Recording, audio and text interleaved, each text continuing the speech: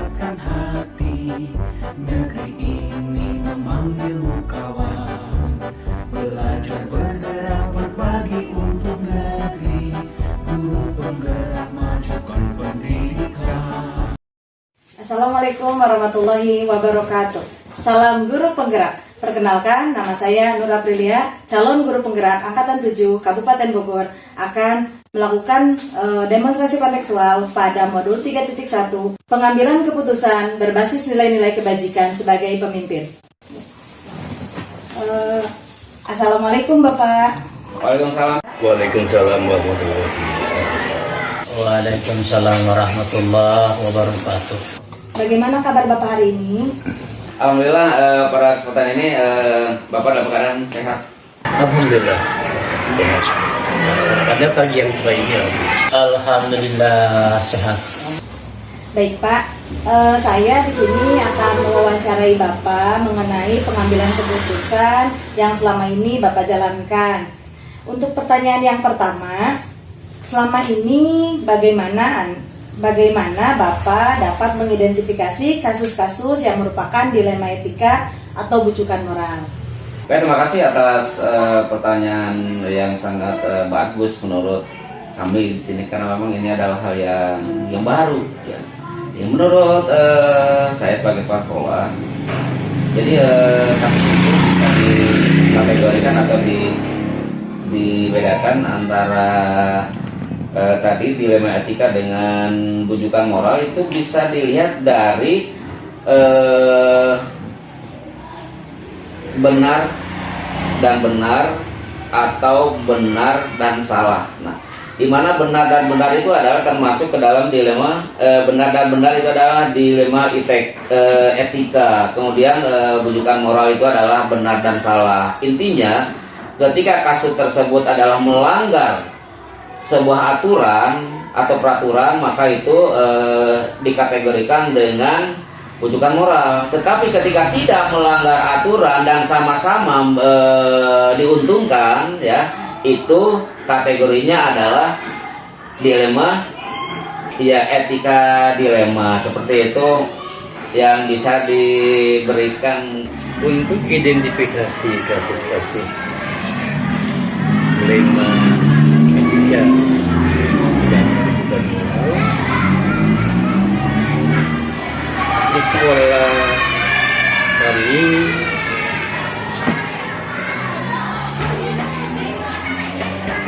Mulai identifikasi itu terhitung pada saat terjadi kasus. Dua-duanya, apakah itu dilema etika ataupun bukan moral. Hal seperti itulah yang saya lakukan di sekolah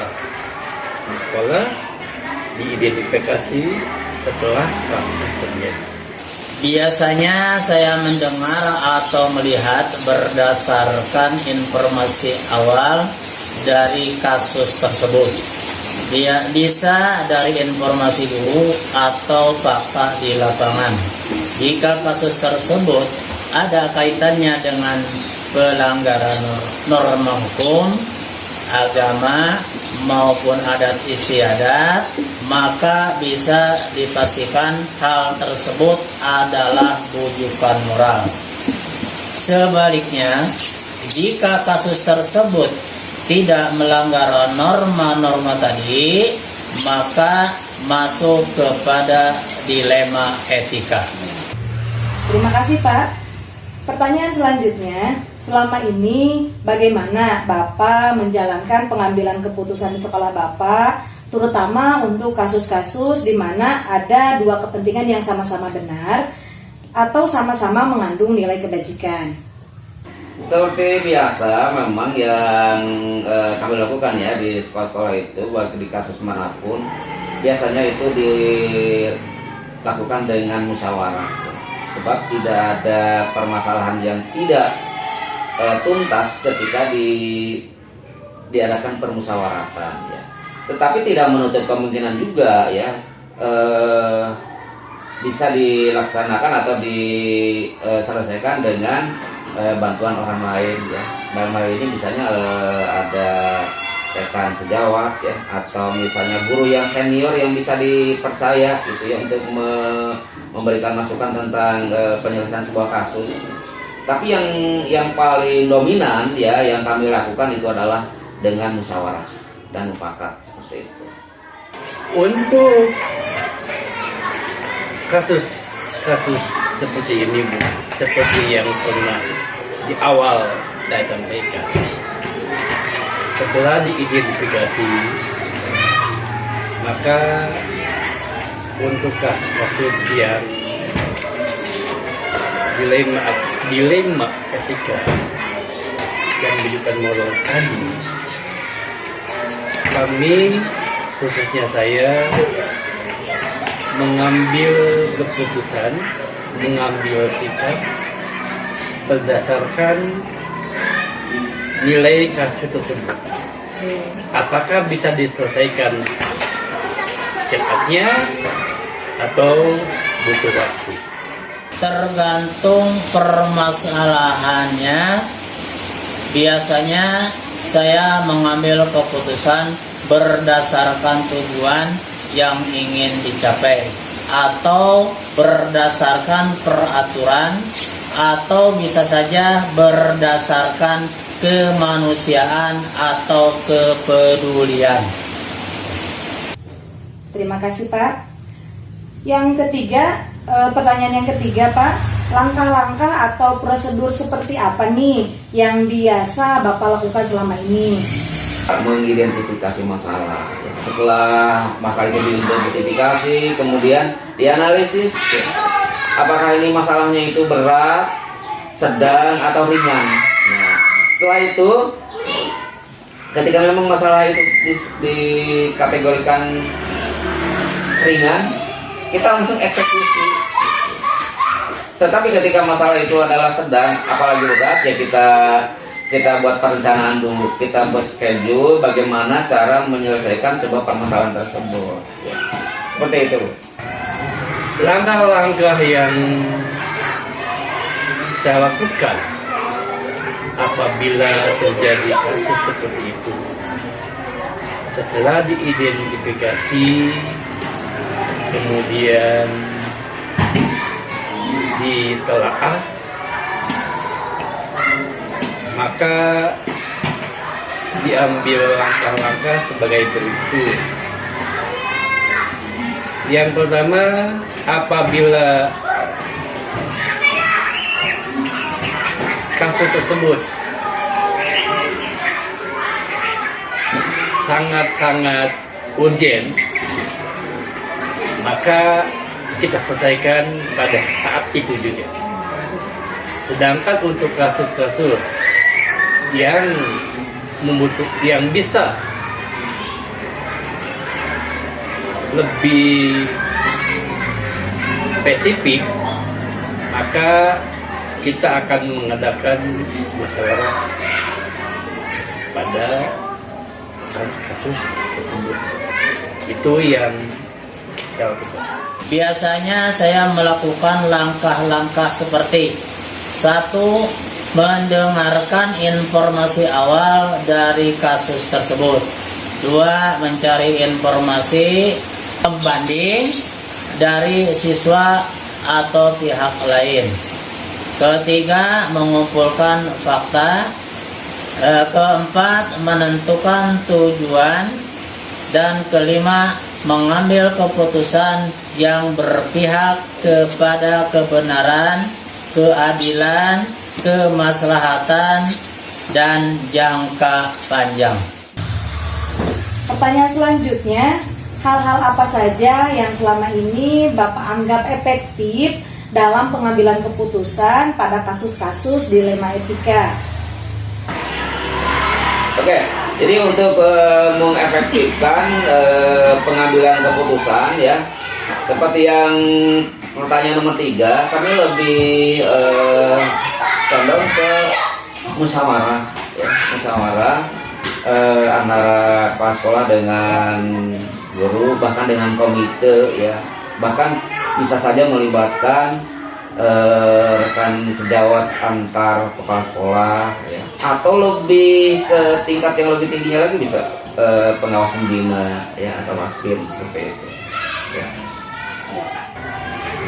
Pengambilan sikap dan penentuan sikap atas kasus yang terjadi pada dilema etika, pihak-pihak mana saja yang harus dikaitkan, yang harus dilibatkan, di antaranya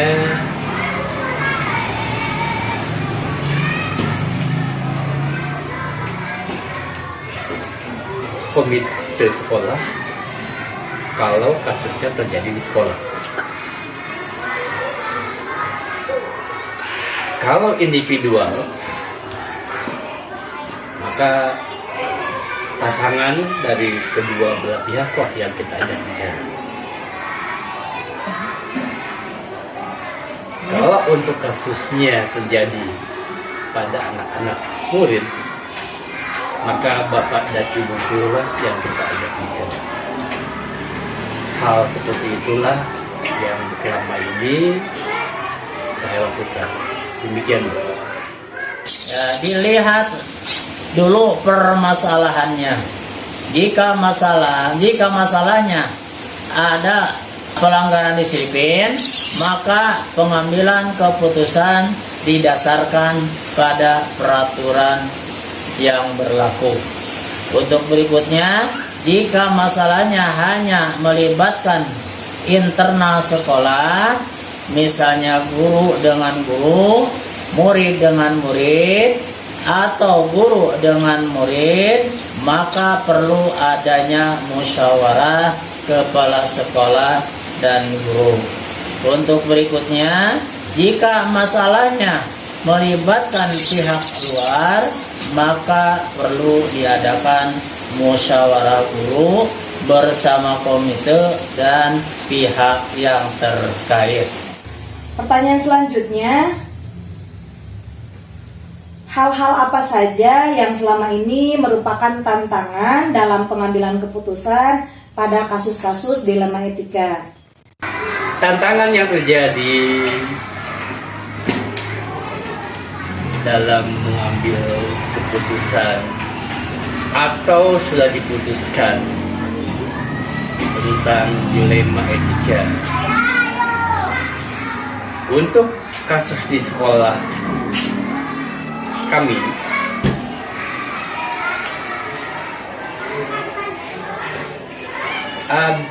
tiap kali terjadi kasus tersebut, entah kenapa biasanya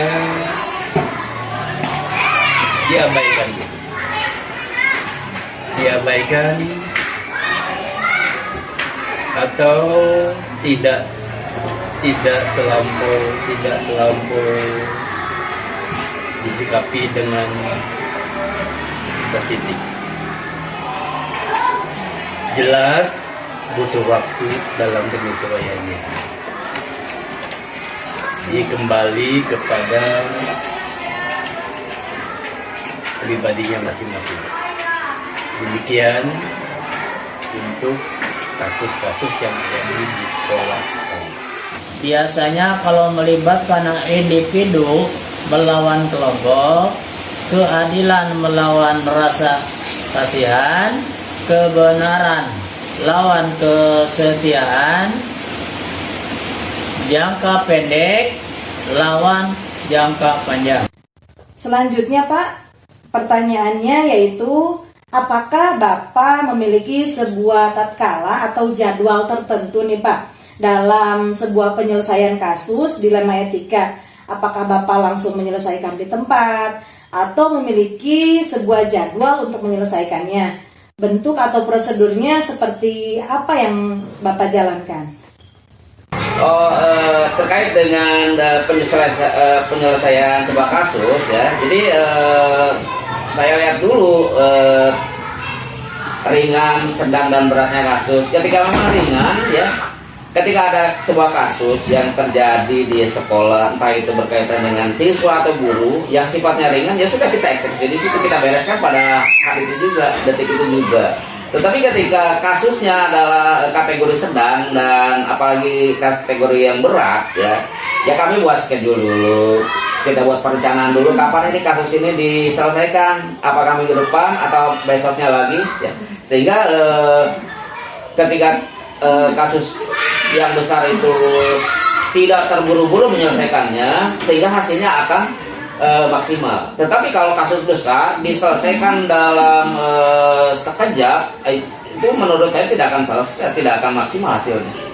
Intinya, ketika kasusnya itu adalah ringan, kita eksekusi hari itu juga, waktu itu juga. Tetapi ketika kasusnya adalah sedang dan berat, kita buat schedule ya untuk mendapatkan hasil yang maksimal. Seperti itu. Kalau secara administrasi untuk penanganan kasus-kasus dilema etika yang terjadi selama ini di sekolah kami sebenarnya sudah terjadwal minimal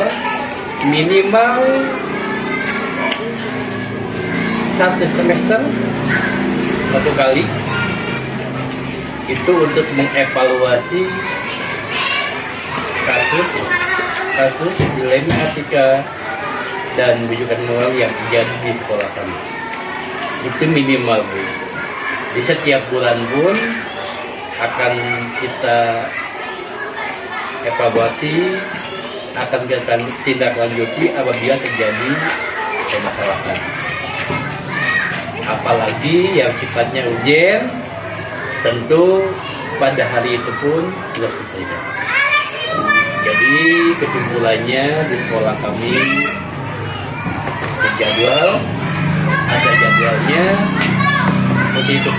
Dilihat dari permasalahan dulu. Jika masalahnya mirip dengan kasus yang pernah diselesaikan, maka langsung diputuskan saat itu juga. Jika masalahnya berbobot sedang atau berat dan belum pernah terjadi sebelumnya, maka akan disusun untuk mengambil keputusan sesuai dengan waktu dan kondisi pihak-pihak yang terkait. Pertanyaan selanjutnya, Pak.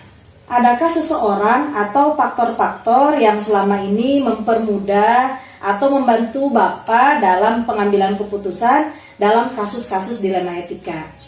Alhamdulillah di sekolah kami di sini ya, hampir semua stakeholder itu bergabung ya, berkolaborasi ya, antara guru, kemudian dengan kepala sekolah, kemudian dengan komite juga di sini alhamdulillah aktif, sehingga ketika ada kasus mereka juga kita undang. Ketika permasalahannya besar atau kasusnya besar, komite juga kita panggil. Kalau misalnya belum beres juga kita panggil lagi unsur-unsur yang lain ya, misalnya K3S tingkat gugus ya, atau ketua PGRI tingkat gugus, atau yang lebih ke atas lagi misalnya pengawas pembina. Jadi intinya semua dilibatkan dalam penyelesaian sebuah kasus. Ada, tidak menutup mata dan tidak menutup kemungkinan. Tapi di sekolah kami, di sekolah kita, saya pastikan banyak dan ada beberapa orang, beberapa institusi dan lembaga yang bisa membantu dalam hal penyelesaian kasus-kasus yang terjadi di sekolah. Mungkin seperti itu jawabannya. Tentu saja ada hal yang bisa berupa pengalaman terhadap kasus sebelumnya. Untuk berikutnya, informasi yang berasal dari guru atau pegawai senior. Kemudian fakta-fakta yang berkaitan. Pertanyaan terakhir, Pak. Dari semua yang telah Bapak sampaikan, pembelajaran apa yang dapat Bapak petik dari pengalaman Bapak mengambil keputusan dilema etika? Pengalaman Bapak pribadi ya, ketika untuk menyelesaikan sebuah kasus dilema etika, yang faktor yang paling dominan yang saya laksanakan ada ketegasan. Ya. Sebagai seorang pemimpin itu harus tegas, tidak pelin-pelan. Ketika seorang pemimpin yang berhak mengambil sebuah keputusan di sebuah lembaga atau sekolah, itu harus memiliki jiwa yang tegas. Kemudian di samping tegas juga kita harus apakah keputusan itu mementingkan pribadi atau kelompok atau banyak orang ya. Ketika memang hasil keputusannya itu adalah mementingkan atau ada imbas baiknya terhadap orang lain, maka itu akan sikap saya harus mengambil keputusan itu karena itu memang berdampak positif bagi semua orang yang ada di lingkungan kami. Kemudian yang tidak kalah pentingnya lagi adalah keputusan itu memang kami ambil karena sesuai dengan aturan. Kalau tidak sesuai aturan ya kami tidak akan mengambil sebuah keputusan. Kenapa? Sebab keputusan itu akan sangat berdampak ke depan. Ketika keputusan yang jelek kita ambil, maka kedepannya akan jelek. Ini yang tegas ya, seorang pemimpin itu harus tegas. Makanya nanti calon guru penggerak sesudah menjadi guru penggerak cepat-cepat menjadi kepala sekolah supaya jadi pemimpin dan tumbuhkan sikap tegas.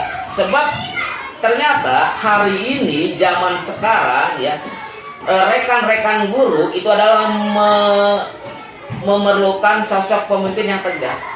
Dalam artian tidak galak, tegas terhadap aturan yang normal, yang sesuai dengan aturan pemerintah. Menganalisa hasil-hasil dari tanya jawab barusan, maka saya bisa memberikan pemahaman kepada ibu khususnya dan CGP yang lain. Belajarlah dari pengalaman, belajarlah dari kesalahan agar tidak terulang kembali di masa yang akan datang. Jadi itu yang bisa disampaikan. Sebuah keputusan yang diambil tidak akan menyenangkan semua pihak. Selalu saja ada yang dikorbankan. Tetapi selama mengikuti aturan, keadilan, kemanusiaan, dan bermanfaat banyak pihak, maka putuskanlah saja. Demikian hasil wawancara. Sekian dan terima kasih. Wassalamualaikum warahmatullahi wabarakatuh. Waalaikumsalam warahmatullahi wabarakatuh. Waalaikumsalam warahmatullahi wabarakatuh. Waalaikumsalam warahmatullahi wabarakatuh. Oke.